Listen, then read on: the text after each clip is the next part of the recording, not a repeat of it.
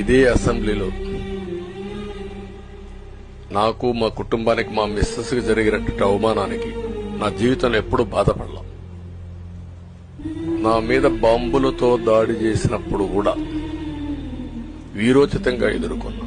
2003 September, October నాకు ఇప్పటి కూడా జ్ఞాపకం.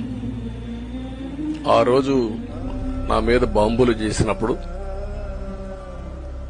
చాలా ఒక పానిక్ రియాక్షన్ లో కూడా నేను భయపడలేదు. అలాంటి వ్యక్తిని మీరు చూస్తే, ఆ సంఘటన చూసిన తర్వాత ఇలాంటి కౌరవ సభలో ఉండడం కరెక్ట్ కాదని అసెంబ్లీలో చెప్పి, దానికి కూడా మైక్ ఇవ్వకపోతే చెప్పేసి బయట వచ్చి ప్రెస్ కాన్ఫరెన్స్ చెప్పి అనౌన్స్ చేశాను. మళ్లీ క్షేత్రస్థాయిలో గెలిచి అసెంబ్లీని గౌరవ సభ చేసి అసెంబ్లీకి ఎంటర్ అవుతానని చెప్పాను.